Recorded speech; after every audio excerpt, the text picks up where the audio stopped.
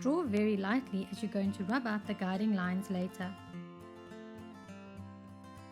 Using angles, break the foot up into shapes. Start by drawing the heel.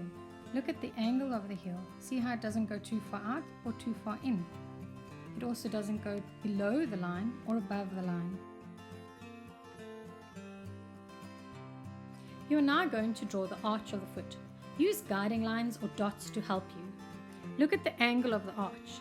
Make sure that it doesn't go too high. The pads under the foot must also not be too small or too wide.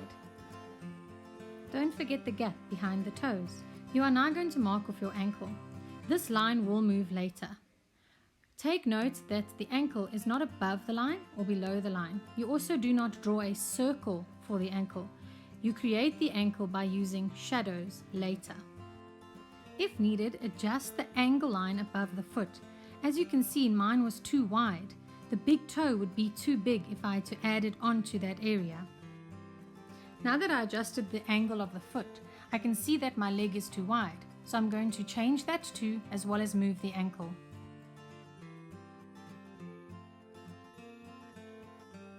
Now draw your angles and shapes to mark off where the toes go. Look how the toes fit behind the big toe. Make sure they are not standing too high up. Only draw the toes that you see. Careful that your toenails aren't drawn on the side.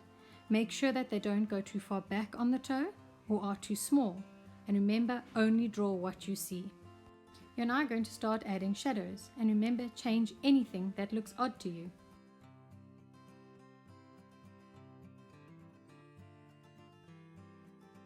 Apply the same principles when drawing a different angle of the foot. I use a very similar shape to start off this angle of the foot. Start off by drawing your heel again. Now start drawing the arch. Refer to your reference to look at the form and shape of the foot.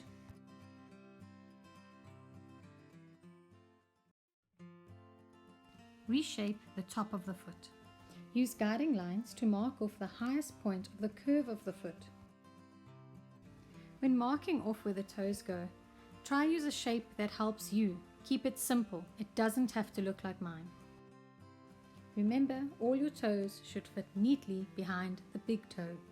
Marking off shadows can also help you to determine the length of the toes.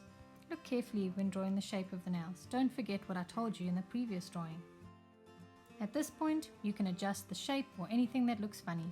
If adding on a leg, make sure that you don't put the calf muscle too low.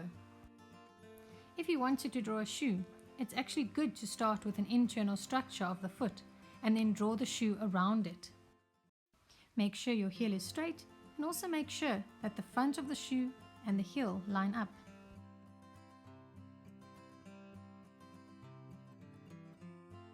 Alternatively, add shadows. Always refer to your reference and look at where the shadows go. Shadows are all over the foot. You can even apply these rules to drawing the front of the foot. Hope these techniques helped. Thanks for watching.